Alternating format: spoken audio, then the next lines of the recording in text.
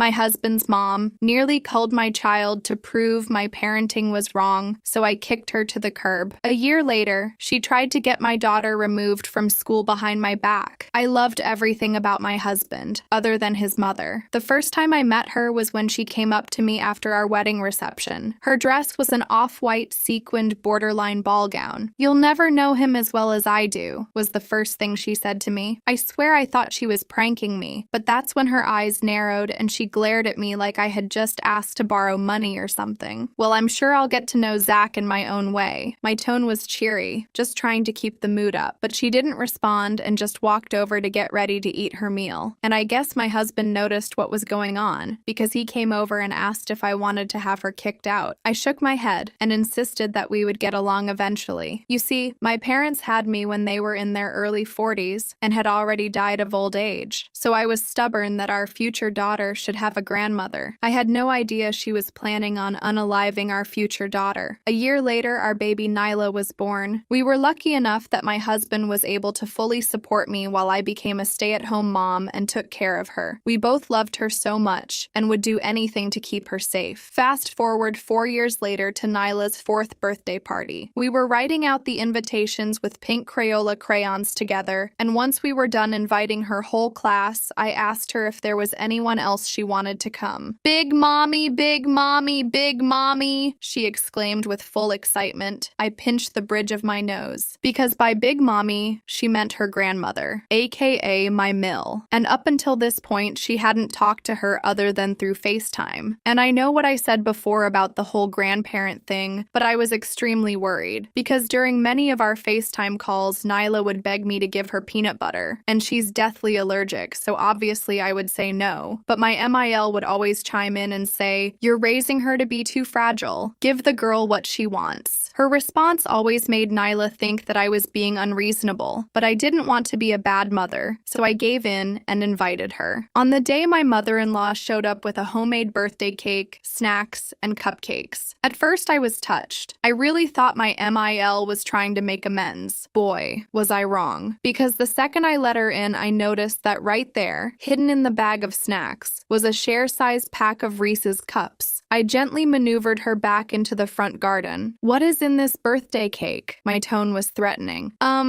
Just like, vanilla." I grabbed it from her and smelled it. Yep, it was peanut butter. "You can either leave all your BS in the car and come inside without it, or drive home." She tried to push past me, thinking I wasn't serious, but I shoved her away. Eventually, she retreated to her car and returned empty-handed. I would have told my husband about it, but the last thing I wanted was for the day to become about my mother-in-law instead of Nyla, so I settled for keeping a close eye on her while making sure she enjoyed the party. The rest of the party was pretty smooth sailing. Pink wrapping paper covered the floor, kids bought music playing, party hats, you know the drill. It wasn't until the end that my mother-in-law burned my entire life to the ground, because that's when Nyla started crying. TBH, at first I thought she just wanted attention, so I let all her friends hug her and ask if she was okay. But after just 30 seconds, she was coughing hard, like really hard. The skin turned red, and she was scratching at her throat. "Sarah," my name. "What did you do?" My mother-in-law screamed like a banshee. I completely ignored her and just focused on dialing 911 with tears in my eyes. Luckily, the paramedics were able to give her a full recovery, because the cause was simple. Someone had given Nyla peanuts. The entire class of moms stared at me while the paramedics interrogated me about whether or not I was neglectful. In the end, they concluded I was a good mom, and they left us alone. But it was still enough to plant the seed that I was unfit to parent. That night, my husband and I were removed from the parent group chat on WhatsApp. My phone was bombarded with texts from parents informing me that they didn't want their child anywhere near my home. It was so overwhelming that I spent the entire night crying into my husband's arms. I really felt like I had let Nyla down. My husband blocked his mom on everything and promised we would never see her again. This calmed me down, but not for long, because the next morning we woke up to a knock at the door. It was CPS. The social worker had tattoos covering her arms, and her face was filled to the brim with Botox. She didn't even say anything, just shoved past me and started opening all of my cupboards. OMG, what the actual F is this? She screamed when she spotted a jar of peanut butter. It was at the very top, somewhere Nyla wouldn't be able to reach. Sarah was right. Your child is better off with her. I buried my face in my hands. It's my husband's. It's kept where Nyla can't reach it, and I never touch it without washing my hands thoroughly afterward, I explained, trying to keep my voice steady. She raised an eyebrow and wrote something down. And yet your daughter had an allergic reaction yesterday? Yes, at her birthday party. We believe someone gave her something with peanuts in it. Someone? Or you? She asked, her pen hovering over the paper. I felt my blood pressure rising. I would never give my daughter something that could cull her. She spent another 20 minutes looking through our medicine cabinet, checking expiration dates on everything, and even opening our washing machine to inspect it. She kept making these judgmental little noises under her breath, clicking her tongue and sighing dramatically. Is this how you normally keep your home? She asked, pointing to a single toy on the living room floor, a small stuffed unicorn that Nyla loved to carry everywhere. Yes. We let our daughter play with her toys, I replied, trying to keep my voice steady, though I could feel my nails digging into my palms. She wrote something down with a dramatic sigh. Finally, she handed me a card with her contact information, the edges slightly bent. I'll be filing my report. We'll be in touch about next steps. In the meantime, I suggest you think hard about whether this environment is really suitable for a child with special medical needs. After she left, I called Zach at work. He came home immediately, his tie loosened and his face pale with worry, and we sat down to figure out what was happening. We realized his mother must have called CPS using her own name to make it seem like a concerned third party was reporting us. She's trying to take Nyla from us, I said, my voice breaking. Over my dead body, Zach replied, pulling out his phone to call a lawyer, his knuckles white as he gripped the device. That night, we couldn't sleep. We kept checking on Nyla, making sure she was breathing okay after the allergic reaction. I kept replaying the birthday party in my head, trying to figure out when someone could have given her peanuts. The only person with access to peanut products was my mother-in-law. The next day, I got a text from one of the moms who had been at the party. Just wanted to let you know, I saw your MIL giving Nyla something from her purse when you were cutting the cake. Thought you should know. My hands started shaking so bad I dropped my phone. She had actually done it. She had deliberately given Nyla something with peanuts in it, knowing it could cull her. What kind of monster does that to their own granddaughter? I showed Zach the text, and he went completely white. She could have culled her, he whispered. My own mother could have culled our daughter. We spent the rest of the day documenting everything. The texts from the other mom, the CPS visit, the history of my mother-in-law's comments about Nyla's allergy. We took photos of how we stored the peanut butter safely, and I even recorded a video explaining our allergy protocols. Zach called our lawyer again, who advised us to gather as much evidence as possible, but I had this sinking feeling in my stomach. This wasn't over. This was just the beginning of whatever twisted plan my mother-in-law had cooked up, and somehow, she had managed to turn everyone against us in the process. As I looked at Nyla sleeping peacefully that night, her small chest rising and falling, I made a silent promise that I would protect her at all costs, even if it meant fighting the whole world. I woke up the next morning with my eyes swollen from crying. Zach had already gotten up and was making breakfast for Nyla. I could hear her giggling in the kitchen as he pretended to be a robot flipping pancakes. For a moment, everything felt normal. Then I remembered the CPS visit and my stomach dropped. We need a plan, I said to Zach once Nyla was distracted with her favorite cartoon. Your mom is trying to take our daughter. Zach nodded, his jaw tight. I called the lawyer again this morning. He says we need to document everything and file a formal complaint about that CPS worker. Her investigation was completely unprofessional. I agreed and spent the morning writing down everything I could remember about the visit, the way she pushed past me without introducing herself properly, how she ignored all the safety measures we had in place, the snide comments about my housekeeping, sleeping. When I finished, I had 3 pages of notes. That afternoon, Zach filed a complaint about the CPS worker's behavior. The person on the phone sounded bored and told us they'd look into it. I didn't have much hope anything would come of it. We need to be proactive, I told Zach that night after we put Nyla to bed. I don't trust that CPS worker, and I definitely don't trust your mom. The next day, I ordered security cameras for inside our house. Nothing creepy, just one for the living room, kitchen, and Nyla's playroom. I wanted documentation of how we actually parented, not whatever twisted version Linda was telling people. I also started keeping a detailed log of everything we did with Nyla, what she ate, activities we did, who she talked to. It felt paranoid, but I needed to have proof we were good parents if things escalated. 3 days after the CPS visit, I took Nyla to preschool. The teacher, Miss Amber, who usually greeted us with a warm smile, barely looked at me. When I tried to chat with another mom I was friendly with, she suddenly remembered she had to make a phone call. "Mommy, why is everyone being weird?" Nyla asked, her big brown eyes looking up at me. I knelt down and straightened her little backpack. "Sometimes grown-ups just have a lot on their minds, sweetie." When I picked her up that afternoon, Miss Amber handed me a note. This was in Nyla's cubby. I didn't see who left it. The note was typed on plain white paper. "Real moms protect their kids. L." My hands started shaking. I showed Zach when I got home, and he immediately called the school to ask about their visitor policy. "Anyone could have walked in and left that," he said, pacing our living room. "This is completely unacceptable." The school director apologized and promised to tighten security, but the damage was done. Linda had found a way to get to us through Nyla's school. That weekend, we took Nyla to the park to try and give her some normalcy. She was running around the playground when I noticed a familiar car parked across the street. It was Linda's silver Lexus. I grabbed Nyla and pointed it out to Zach. "She's watching us," I whispered, holding Nyla close. Zach marched toward the car, but it pulled away before he got close. When we got home, there was a voicemail on our landline. "Just checking on my grandbaby." Linda's voice oozed fake sweetness. "Since you won't let me see her, I have to make sure she's okay from a distance. That playground looks dangerous. All those germs and rough children. CPS might be interested in your negligent parenting choices." Zach deleted the message, his face red with anger. "She's unbelievable. I'm calling the lawyer again tomorrow." The next week was relatively quiet, which made me even more nervous. It felt like Linda was planning something bigger. I was right. On Wednesday, I got a call from Nyla's school during nap time. "Mrs. Thompson, there was an incident today we need to discuss." My heart raced as I drove to the school. The director met me in her office, looking uncomfortable. "Someone called pretending to be you," she explained. "They said Nyla needed to be picked up early for a surprise trip. Luckily, our receptionist thought the voice sounded off and called your cell to confirm." I felt sick. "Someone tried to take my daughter? We didn't see who made the call," the director said. "And unfortunately, the security camera outside the office malfunctioned today." I didn't believe in coincidences. This had Linda written all over it. "We're concerned about having Nyla here," the director continued. "This situation seems to be escalating, and we need to consider the safety of all our students." I understood what she wasn't saying. They wanted Nyla gone. The liability was too great. That night, Zach and I decided to pull Nyla from preschool. He arranged to work from home 3 days a week, and I would homeschool her for now. It broke my heart to take away her friends and routine, but her safety came first. The following Monday, I took Nyla to a different playground, one across town where nobody knew us. She was playing in the sandbox when a woman approached me. "Are you Sarah?" she asked, looking nervous. "Yes, I'm Sarah," I replied, immediately on guard. "Oh," she looked confused. "I got an email about a dangerous mother at this park. It had your picture. Said you give your kid peanuts even though she's allergic." I felt like I'd been punched. "That's completely false. Who sent this email?" "Some local mom group," she shrugged. "I don't know the person who sent it. Just wanted to check." She walked away, but I noticed other parents watching me, whispering. I grabbed Nyla and left, tears stinging my eyes. When I got home, I searched local mom groups on Facebook. Sure enough, there was a post warning about me, including a blurry photo taken from a distance. It showed me standing in my kitchen, and you could just make out a jar on the top shelf that looked like peanut butter. The post claimed I was under CPS investigation for endangering my allergic child. "She's turning everyone against us," I told Zach that night. "She's isolating us from any support system. Zach looked defeated. I never thought my own mother would do something like this. The next day, Nyla was invited to a birthday party by one of her former classmates. I was surprised but happy she wasn't being completely ostracized. I RSVP'd yes immediately. 2 days before the party, the mom called to uninvite us. "I'm sorry, but we've heard some concerning things," she said awkwardly. "I think it's best if Nyla doesn't come." "What concerning things?" I demanded. "I got a voicemail from someone who says they're close to your family. They mentioned child endangerment and CPS involvement. I can't risk having that around the other children." I hung up without responding.